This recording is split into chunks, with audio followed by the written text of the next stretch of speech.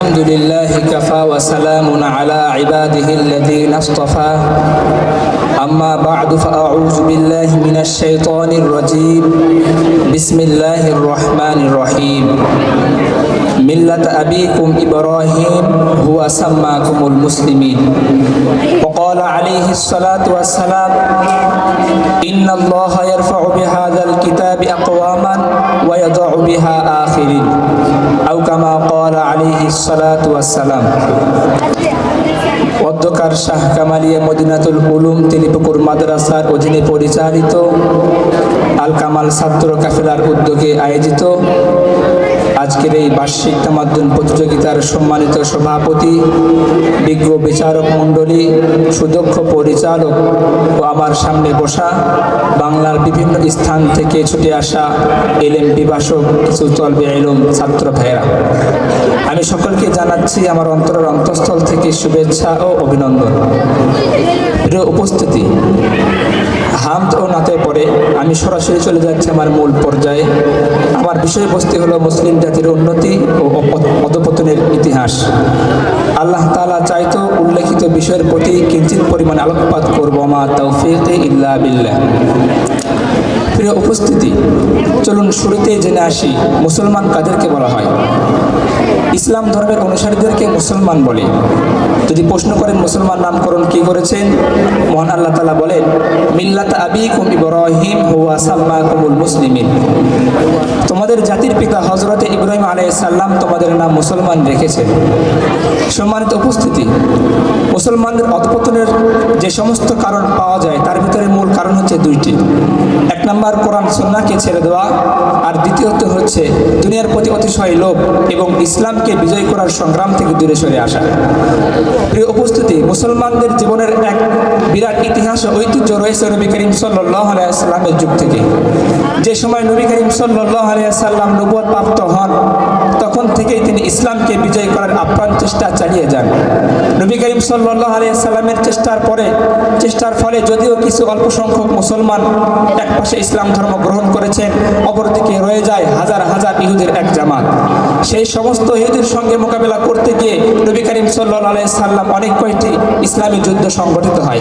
যে সমস্ত যুদ্ধের কথা যদি বলতে চাই, তাহলে তৃতীয় হিজরিতে উহুদের যুদ্ধ সংগঠিত হয়, যেখানে নবী করিম সাল্লাল্লাহু আলাইহি ওয়াসাল্লাম মাত্র 450 ইসলামী সৈনিককে নিয়ে হাজার হাজার ইহুদের উপরে বিজয় লাভ করেছেন।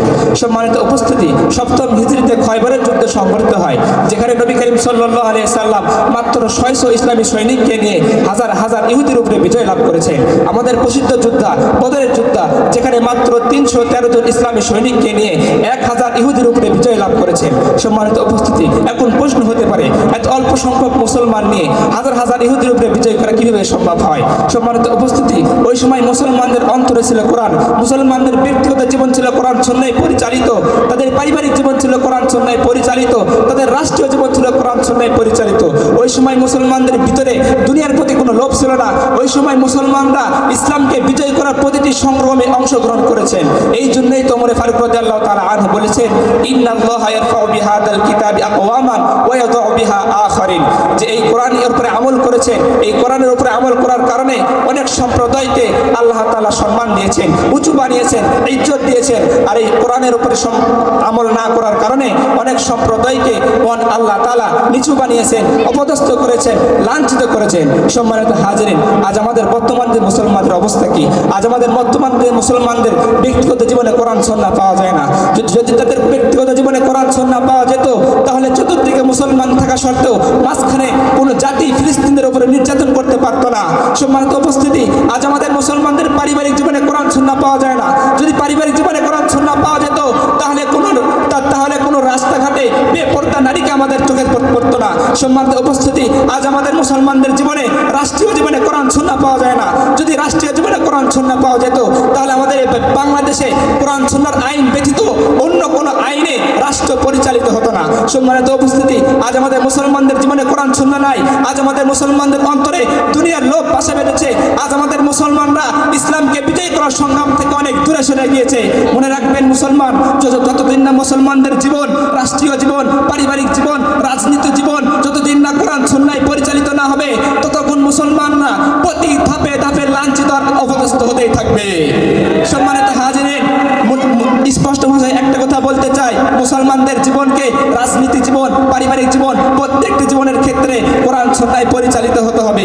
মুসলমান সকালে ঘুম থেকে উঠে, সকাল থেকে দুপুর, দুপুর থেকে রাত, সকালে রাতে অফিস করে বাড়িতে ফিরে, বাড়িতে ফ্যামিলির সঙ্গে জীবন কাটায়, ফ্যামিলির সঙ্গে সময় কাটায়, পরের দিন সকালে আবার অফিস করে।